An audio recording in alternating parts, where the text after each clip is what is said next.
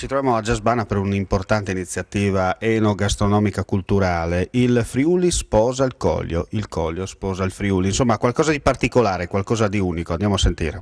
Sì, indubbiamente la qualità sul Coglio è la cosa che stiamo puntando da sempre praticamente. Il territorio vocato per la viticoltura, abbiamo praticamente il terreno povero, il clima giusto, la collina che praticamente permette di produrre vino di qualità. Noi siamo bravi produttori, no? Dall'altra parte ci manca praticamente quel input di comunicazione per l'esportazione. Ci stiamo un po' aprendo ultimamente, vedete voi gli agriturismi, come è anche stato detto stasera, nascono ventina di anni fa, i posti letto sono pochi, manca ancora il desiderio di apertura, speriamo così le nuove generazioni portino novità insieme a questo, proprio il desiderio di comunicare e di andare verso l'esportazione. Insomma qualcuno dice una goccia nel mare, io invece voglio sottolineare una goccia nel Tokai, no? Che piano piano si espande e prima o poi arriva in porto.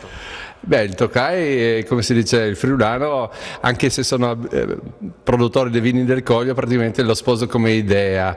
E il friulano identifica il territorio vuol dire già localizzare un punto di riferimento, già qualcosa che identifica la gente. Il friulano è anche il friulano in giro per il mondo, vedi Focolare Furlan. Ci sono un sacco di cose positive per quanto riguarda il nome friulano. Morto il re, il Tokai, viva il nuovo re, viva il friulano. Si dice che Benedetto XVI sia rimasto ammagliato. Aquileia ha il suo fascino, la cristianità. Visto che lei è il padrone di casa di Aquileia come arcivescovo di Gorizia, cosa dobbiamo dire? Diciamo che la cosa è stata un po' di sorpresa sia per la risposta che ha dato la gente lungo la strada.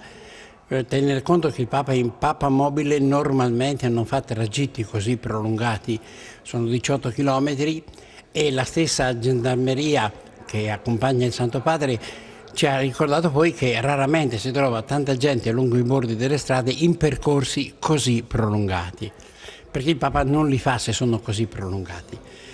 Diciamo cosa è venuto a fare il Papa, ma io credo che il Papa è rimasto certamente colpito, anche se ha potuto vedere molto poco, il tempo era limitatissimo.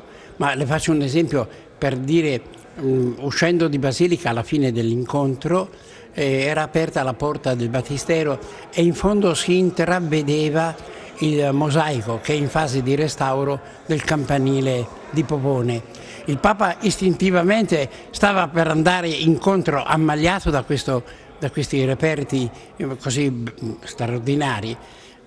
Evidentemente in seguito lo ha bloccato e lo ha fatto entrare in Papa Mobile. Ha guardato attraverso il vetro della Sudalle che è stata da poco inaugurata ed è rimasto sorpreso per quello che riguarda le bellezze. Però la cosa importante era che l'essere venuto qui in fondo era ridare ad Aquileia ancora una volta la chiarezza, la sensazione che è veramente all'inizio, all'origine della Chiesa del Nord-Est.